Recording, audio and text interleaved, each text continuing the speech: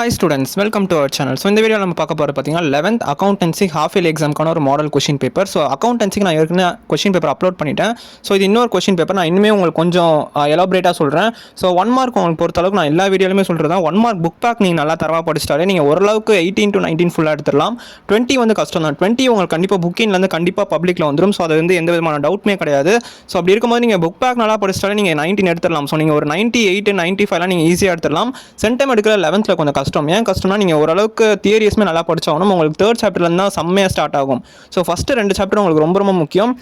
ஜேர்னல்லாம் முடிஞ்ச அளவுக்கு நல்லா பார்த்துக்கோங்க. ஜேர்னல், லெட்ஜர், ட்ரையல் பேலன்ஸ், அது ரொம்ப ஒரு பேஸ், அக்கௌண்டன்ஸோட பேஸ் அதுதான். ஸோ அது நீங்கள் நல்லா பார்த்துக்கிட்டாலே நீங்கள் நல்லா ஸ்கோர் பண்ணிடலாம். ஈஸியாக 60+ வாங்கிடலாம். ஸோ அதெல்லாம் எந்த விதமான டவுட்டுமே கிடையாது.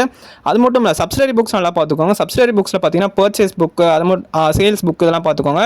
கேஷ் புக்கில் பார்த்தீங்கன்னா ஒரு முக்கியமான விஷயம் என்னன்னா single cash book, double cash book, பெட்டி கேஷ். ஸோ இது 3 மட்டும் பார்த்துக்கோங்க. முடிஞ்ச அளவுக்கு ட்ரிபிள் காலம் அவாய்ட் பண்ணுங்கள். ஸோ ட்ரிபிள் காலமில் உங்களுக்கு கண்டிப்பாக கான்ட்ரா என்ட்ரிஸ்லாம் வரும்போது கண்டிப்பாக உங்களுக்கு மிஸ்டேக் ஆகிறதுக்கு சான்ஸ் நிறையா இருக்குது. அப்படி இருக்கும்போது நீங்கள் கான்ட்ரா என்ட்ரிஸ் வரதை மேபி இக்னோர் பண்ணிடலாம். ஸோ அது மாதிரி பேங்க் ரீகான்சிலைசேஷன் ஸ்டேட்மெண்ட் முடிஞ்ச அளவுக்கு இக்னோர் பண்ணுங்கள்.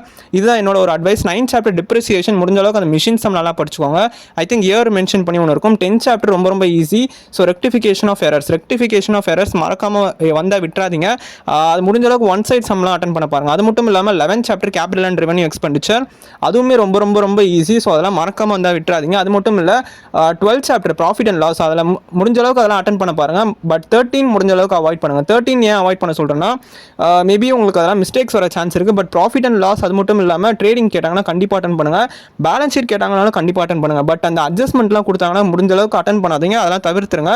அது மட்டும் இல்லை, இன்னொரு ஒரு முக்கியமான விஷயம் என்னன்னா, ஸோ அந்த 13th சாப்டர் முடிஞ்ச அளவுக்கு கம்பல்சரிக்கு நிறைய ரொம்ப முக்கியம். ஸோ அந்த 13th சாப்டர் அட்ஜஸ்ட்மெண்ட்லாம் நல்லா படிச்சுக்கோங்க. பேட் டேட்ஸ் அதில் ரொம்ப கண்டினியூஸாக கேட்டுட்டு இருக்காங்க. 14th சாப்டர் முடிஞ்ச அளவுக்கு படிச்சுக்கோங்க. அதில் இருக்க ஒரு 5 மார்க் கண்டிப்பாக வந்து வர சான்ஸ் இருக்குது. ஸோ முடிஞ்ச அளவுக்கு அதெல்லாம் நல்லா பார்த்துக்கோ. நான் சொன்னதெல்லாம் ஆல் தி பெஸ்ட்.